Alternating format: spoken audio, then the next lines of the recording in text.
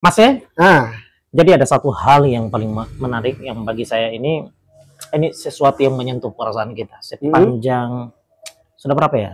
Dalam 79 tahun ya. Sebentar lagi kan kita dalam 80 tahun 79 tahun. Indonesia merdeka. merdeka. Ini soal 17 kemerdekaan ataukah kemerdekaan bangsa kita Bukan. ataukah Ini tentang wasiat bangsa kita yang Hmm, disampaikan oleh Bung Karno dahulu Bung Karno. yang berkaitan dengan Palestina. Kemerdekaan bangsa Palestina ya. Yang sepanjang Palestina belum merdeka, maka sepanjang itu pula Indonesia akan Indonesia. terdepan. Hmm, Indonesia akan selalu berteriak tentang kemerdekaan Palestina. Selama kemerdekaan bangsa Palestina belum diserahkan kepada orang-orang Palestina, maka selama itulah bangsa Indonesia berdiri menantang penjajahan Israel. Dan terbukti selama ini kan disuarakan oleh masyarakat Indonesia kan? Iya, Masyarakatnya Itu maupun masyarakatnya. pejabat.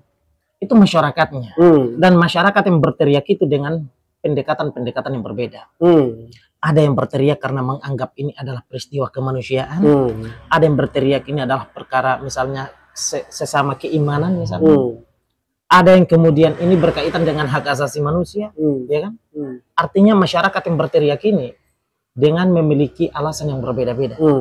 ya, ya, ya.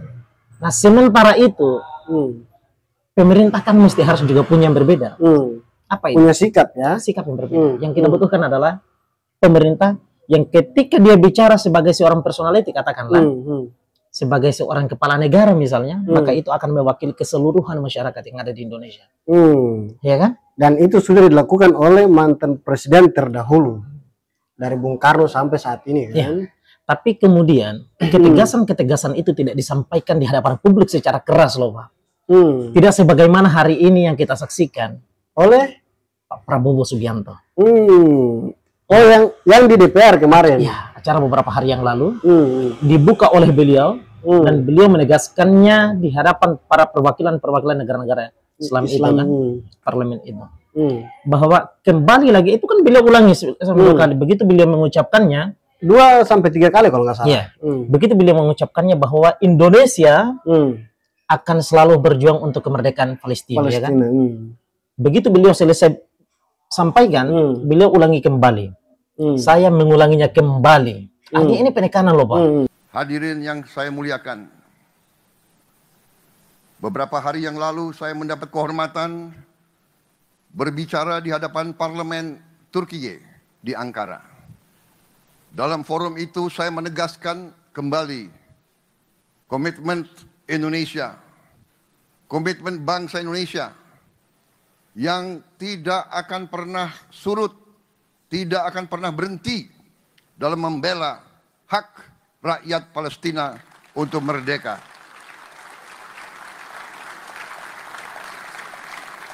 Saya ulangi kembali di forum ini. Sudah tiba waktu. Jangan kita sekedar berdiskusi. Jangan menyusun resolusi lagi. Rakyat Palestina terlalu lama menjadi korban. Rakyat Palestina membutuhkan suatu keberpihakan, suatu tindakan yang nyata. Ini tentang sikap. Dan seperti inilah yang harus kita butuhkan dari seorang kepala negara. Masalahnya masalah Palestina ini tidak hanya saja perkara soal masalah keyakinan, Pak. Misalnya kata Erdogan gitu. Masalah Palestina ini jangan dianggap sebagai persoalan agama misalnya. Tetapi cukuplah ente jadi manusia untuk melihat peristiwa yang ada terjadi di Palestina. Yang dilakukan oleh manusia lain terhadap Ya. mereka tuh ya. Ini cukup menjadi manusia saja, Pak. Kita bakalan tersentuh tanpa mesti harus melakukan pendekatan agama.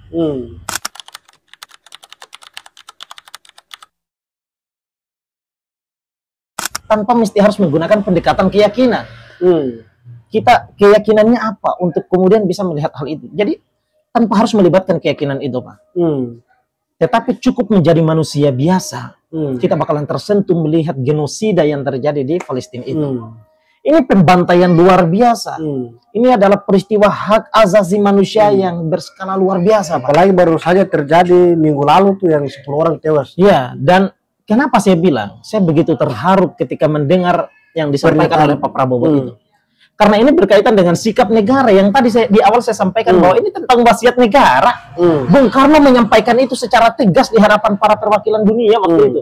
Dan saat ini ditegaskan kembali oleh Pak Prabowo. Pak Prabowo gitu. Ini menunjukkan tentang sikap dan ya ketegasan Indonesia di hadapan negara-negara Islam dunia. Ini itu khusus ya, tapi kemudian secara menyeluruh kepada dunia bahwa Indonesia tidak main-main ketika itu adalah perkara kemanusiaan.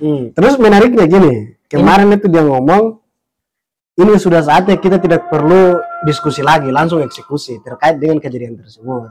Sekedar berdiskusi, jangan menyusun resolusi lagi. Rakyat Palestina terlalu lama menjadi korban. Rakyat Palestina membutuhkan suatu keberpihakan, suatu tindakan yang nyata. Nah, jelas. Ya masalah Palestina ini kan sudah terlalu banyak, Bang. Emang kita tanpa harus melakukan perundingan sana sini segala macam rupa. Tetapi cukup melakukan pengeksekusian. Sudah lebih daripada 50 tahun Palestina dijajah sebagaimana ini. Apalagi akhir-akhir ini kan cukup intens sekali. Ya. Palestina dijajah sampai tanpa memandang ini adalah manusia loh. Nggak ada yang melakukan penjajahan ini. Laknatullah Israel ini. Itu tanpa memandang loh, Pak. Tanpa memandang bahwa ini adalah manusia. Makanya yang melakukan dan tanpa memandang sisi kemanusiaan ini bukanlah manusia. Ketegasan saya. Ini masalah HAM luar biasa yang dilihatkan saat ini. Ini adalah peristiwa HAM extraordinary, ya kan? Ini luar biasa, kejahatan HAM luar biasa yang dilakukan oleh Israel. Berbangga sekali saya sebagai warga negara. Saya melihat sikap Pak Prabowo itu, semoga ini tidak hanya saja menjadi sikap di hadapan para perwakilan negara-negara Islam ini lewat pidatonya, tetapi semoga bisa disusul dengan langkah-langkah yang strategis yang terukur untuk bisa menyelesaikan peristiwa ini dengan baik, guna untuk memberikan ketegasan kepada dunia bahwa Indonesia itu akan selalu berbicara terkait dengan perdamaian dunia. Bangsa Palestina ya. Iya. Tidak ada lagi pertumpahan darah. Yang ada adalah perdamaian dunia. Apalagi pas kemarin rumah sakit Indonesia aja dibom sampai habis. Nah, itu dia tuh. Artinya tadi jika para penjajah ini melakukan tindakan-tindakan yang di luar daripada batas kewajaran ini tanpa harus memandang sisi kemanusiaan, maka jelas manusia saja dia tidak pandang perlu. Bagaimana dengan rumah sakit yang cuma hanya sebatas bangunan? Bodoh amat itu yang dibikin siapa? Yang dibikin negara mana? Sepanjang dia di atas tanah Palestina maka harus dibumi hanguskan gitu loh. Kan seperti itu. Nah, makanya dalam konteks ini itu negara-negara Islam memang sudah mesti dan semestinya menguatkan itu ya. Tanpa harus melibatkan dan memperhatikan soal masalah hubungan bilateral dengan negara-negara dari cukung-cukung Israel ini kan gitu. Amerika lah, kita sebut saja begitu. Tetapi yang harus dipandang perlu adalah soal masalah kemanusiaan yang setiap hari terjadi. Kematian yang setiap hari kita menyaksikan pemberitaan tentang korban-korban yang nyawanya melayang, pemberitaan tentang anak yang lahir dan ibunya meninggal dunia, ya, pemberitaan tentang darah-darah yang sudah menjadi air di tengah situasi masyarakatnya tuh lagi sedang membutuhkan setetes air untuk membasahi kerongkongan mereka. Sampai roti yang udah tertumpuk sama bangunan aja masih diambil buat makan. Saking sulitnya mencari makanan di sana. Andaikan daging manusia itu bisa dimakan maka akan dimakan. Hanya saja haram. Situasinya terlalu darurat. Dan dalam situasi darurat yang extraordinary ini, sudah saatnya memang ketegasan-ketegasan dari negara-negara Islam terutama itu, dan Indonesia yang menjadi negara muslim terbesar dunia ini mesti memang harus menyampaikan ketegasannya di hadapan dunia. Guna menyelesaikan perkara ini secara serius loh. Ya kan? Dan apa yang disampaikan oleh Pak Prabowo itu salah satu poin ya menyentuh sekali bahwa seperti inilah mesti. Karena masalah Palestina ini bukan hanya saja perkara soal keyakinan, Pak. Saya anggap masalah Palestina ini adalah masalah warisan kebangsaan. Warisan kebangsaan yang ditinggalkan oleh siapa? Yang ditinggalkan oleh pemimpin dahulu, presiden pertama negara ini. Indonesia, ya. Sepanjang Palestina itu sebelum merdeka, maka sepanjang itu pula kewajiban Indonesia untuk memperjuangkan kemerdekaan Palestina itu. Itu adalah warisan kebangsaan kita. Warisan perjuangan kebangsaan kita yang mesti selalu diperjuangkan guna meraih kemerdekaan itu. Bangsa Palestina. Iya. Jadi objeknya bukan soal masalah kemerdekaan Palestina. Objeknya adalah soal kemanusiaan yang tadi. Kemanusiaan dan kedamaian dunia. Yang dimana oleh konstitusi kita tekankan. Kan kemerdekaan Palestina kan tidak kita tekankan dalam konstitusi kita. Ya, tapi perdamaian dunia kita tekankan lewat konstitusi kita. Dan betapa bahagianya ketika kepala negara kita itu menyampaikan sikapnya sebagai seorang kepala negara yang memiliki otoritas paling tertinggi dalam negara ini, ya, untuk merealisasikan dan memperjuangkan nilai-nilai yang terkandung di dalam konstitusi itu. Memang sudah saatnya Palestina mesti harus diperjuangkan secara terang-terang oleh Indonesia. Apalagi kan disampaikan 2 kali tuh. Pertama sama Ketua DPR, kedua sama Pak Prabowo. Iya. Dan sebelum itu Pak Prabowo menyampaikan bahwa dia menyampaikan di forum skala internasional juga seketika itu beliau berpidato di Turki ya. Oh iya. Ya kan? Itu. Dan ini kemerdekaan Palestina memang harus disuarakan di penjuru-penjuru dunia. Berarti harusnya pemimpin dunia yang lain juga melakukan seperti ini. Iya. Muslim kan. Saya kira kalau misalnya kita lihat secara politiknya kan semua ini tersandra lewat kebijakan atau kebijakan negaranya, kepentingan politiknya, hubungan bilateralnya kan begitu. Semuanya terjebak di situ.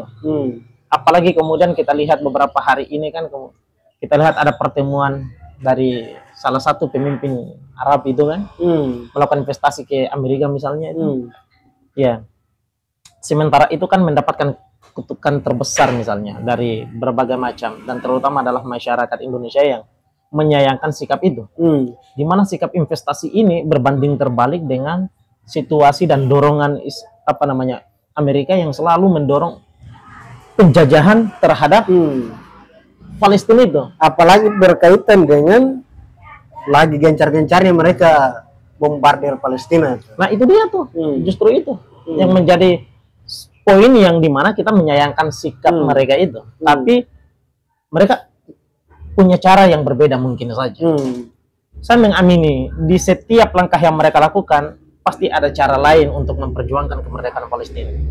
Dan saya mengimani itu bahwa perjuangan semua bakalan kemudian terbebani dengan kemerdekaan Palestina dan semua akan ikut terlibat di dalam perjuangan itu. Dan saya mengibaratkan ini bagaikan kita ini lagi sedang berhitung ke angka 10, Pak. Yang dimana Mas Ahmad bakalan berhitung berbeda dengan saya. Mungkin saja Mas Ahmad 5 tambah 5 bakalan 10 kan. Mungkin saya dengan cara yang berbeda. Mungkin saja 7 tambah 3. Ataukah kemudian 7 tambah 2 dan kemudian tambah 3 menjadi 10 misalnya. Dan saya mengimani itu. Bahwa mungkin saja kita semua ini dibebani dengan peristiwa yang terjadi di Palestina ini. Dan kita punya cara untuk menyikapi persoalannya dengan cara yang berbeda-beda.